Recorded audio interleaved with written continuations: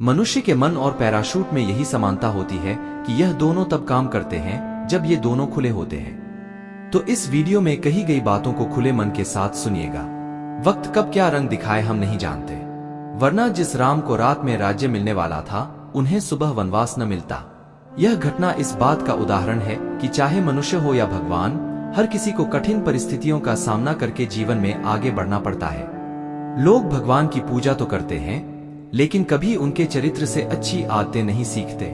इसलिए आज मैं आपको बताने वाला हूँ रामायण में बताई गई कुछ ऐसी बातें जो आपके लिए जानना बहुत जरूरी है। यह कोई धार्मिक वीडियो या प्रवचन नहीं है। आज के वीडियो में मैं आपको वह बातें बताने वाला हूँ जो आज के जमाने में आपको सही मार्गदर्शन देने में उतनी ही सक्षम है जितनी रामायण काल में हुआ करती थी। सबसे पहली बात तो भगवान श्री राम ने अपने जीवन काल में कभी कोई ग्रंथ नहीं लिखा और न ही उन्होंने कभी प्रवचन दिए। उन्होंने कभी खुद को ईश्वर का अवतार बताकर समाज से बुराइयां मिटाने का कभी कोई अभियान भी नहीं चलाया था, बल्कि उन्होंने अपना जीवन ऐसे बनाया ताकि लोग उनसे सीख सकें। अपने जीवन में आने वाली हर परेशानी और हर कठिनाई को उन्होंने हंसकर स्वीकारा और अपने जीवन को एक उदाहरण बताकर यह बताया कि जीवन एक ऐसा सफर है जहां इंसान को हर तरह का अच्छा बुरा तजुर्बा मिलता है। अच्छे पलों का तो हम भरपूर आनंद उठाते हैं, पर मुश्किल की घड़ी में अक्सर अपने भाग्य को कोसने लगते हैं।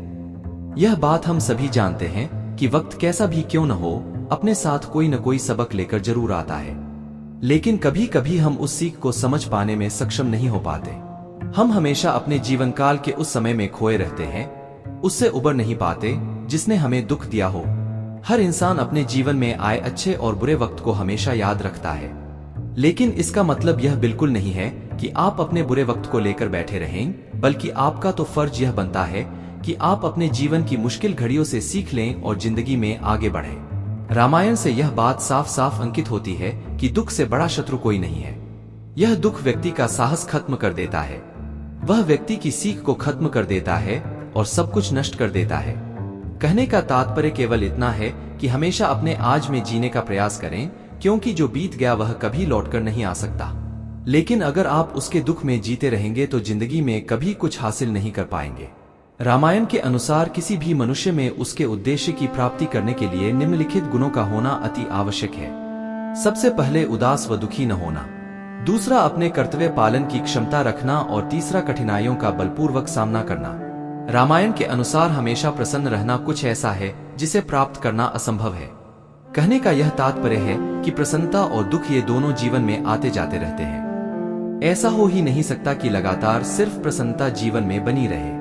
इसलिए अपने दुखों से हार कर जीवन का अंत कर देने में कोई भलाई नहीं होती, बल्कि सुख और आनंद का रास्ता जीवन से ही निकलता है। जो व्यक्ति हमेशा अच्छा और मीठा बोलता है, हर समय अपनी भाषा का ध्यान रखता है, किसी भी परिस्थिति में बुरे शब्दों का इस्तेमाल नहीं करता, वह व्यक्ति जीवन में हमेशा प्रगति करता है। यह शाश्वत सत्य है कि बोलने से पहले शब्द मनुष्य के वश में होते हैं, किंतु बोलने के बाद मनुष्य शब्दों के वश में हो जाता है। यह बोले गए शब्द एक ऐसी चीज है जिसकी वजह से इंसान या तो दिल में उतर जाता है या फिर दिल से उतर जाता है। इसलिए हमेशा बातों को ध्यानपूर्वक कहें, क्योंकि हम तो कहकर भूल जाते हैं, लेकिन लोग उन्हें हमेशा याद रखते हैं। भगवान राम को मर्यादा पुरुषोत्तम कहा जाता है, क्योंकि वह हमेशा अपनी मर्यादा में रहे, अपने अनुशासन का पालन करते रहे। और यह बात हमें सीखने को मिलती है कि अनुशासन सुखी जीवन के लिए सबसे महत्वपूर्ण है। मर्यादा जीवन में आने वाले संघर्षों से जूझने की शक्ति देती है। अच्छी संगति मनुष्य की तरक्की के लिए बहुत जरूरी है। अगर वह गलत संगत में है तो उसके जीवन में आगे बढ़ने का रास्ता रुक जाता है।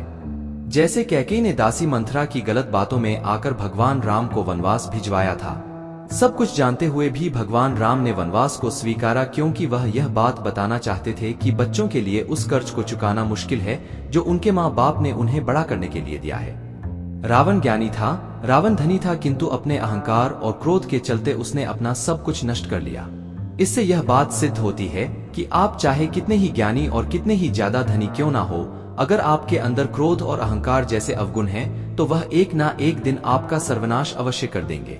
इसी के साथ रामायण से हमें यह भी पता चलता है कि चरित्रहीन व्यक्ति की मित्रता उस पानी की बूंद की भांति होती है जो कमल पत्ती के फूल पर होते हुए भी उससे चिपक नहीं पाती।